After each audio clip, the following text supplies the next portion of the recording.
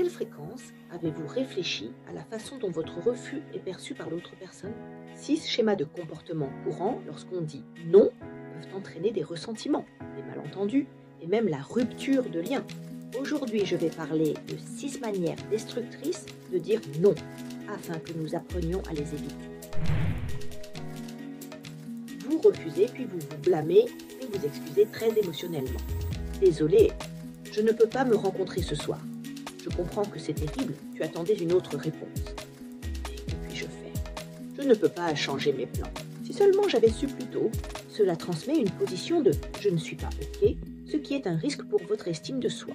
Et l'autre personne, si elle est empathique et tient à vous, se sentira doublement mal à l'aise face à cette forme de refus, comme si elle vous avait énormément importuné avec sa demande. D'un autre côté, si elle est déterminée à obtenir ce qu'elle veut à tout prix, cette forme de refus la poussera très probablement à essayer de vous convaincre de changer d'avis et d'accepter. Parce qu'avec ce comportement, vous montrez que vous-même ne croyez pas avoir le droit de refuser. La manœuvre trompeuse, c'est lorsque vous mentez sur les raisons pour lesquelles vous ne pouvez pas accepter. Les gens inventent des situations incroyablement dramatiques. Cela est fait par anxiété, encore une fois, la peur de simplement dire non. Les recherches montrent que mentir n'est pas bien. Le cerveau est en situation de stress, le niveau d'anxiété est plus élevé.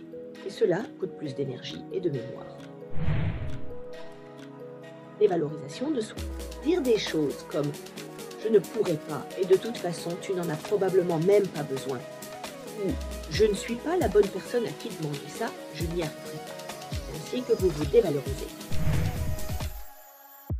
Un million d'arguments tirés par les cheveux. Plus vous donnez d'arguments, plus votre discours ressemble à une justification. On dirait que vous dites non, mais en même temps, vous donnez de l'espoir et vous faites traîner les choses. Cela diminue votre propre niveau d'anxiété, et lorsque vous finirez par donner le refus définitif, ce sera plus douloureux pour l'autre personne. Certaines personnes disent « je ne ferai pas ça, mais je propose une alternative ». Le problème est que, bien que vous ayez apparemment refusé, vous prenez quand même une part de responsabilité. Maintenant, parlons de la bonne façon de refuser. Voici l'approche. Écoutez, ne refusez pas immédiatement et ne montrez pas de désintérêt. Validation légère. Merci de m'avoir sollicité. Ou je comprends la situation. Non, Claire. Il est préférable de le formuler comme « je ne fais pas ça en principe », comme une constatation de fait. Point important suivant, donnez un argument principal, brièvement et de manière concise. Rappelez-vous, vous n'êtes pas obligé de vous justifier si vous ne le souhaitez pas. Parfois, un simple « non, ça ne me convient pas » suffit. Note positive finale. J'espère que tu trouveras quelqu'un qui pourra t'aider. Tu vas pouvoir résoudre ce problème ou à ta place. Si l'on oppose des contre-arguments à vos raisons, vous n'êtes pas obligé de vous laisser prendre à ce jeu. Vous revenez simplement au point de dire non.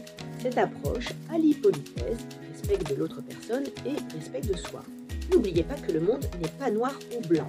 Vous pouvez accepter une partie de la proposition ou aider dans la mesure où cela vous convient.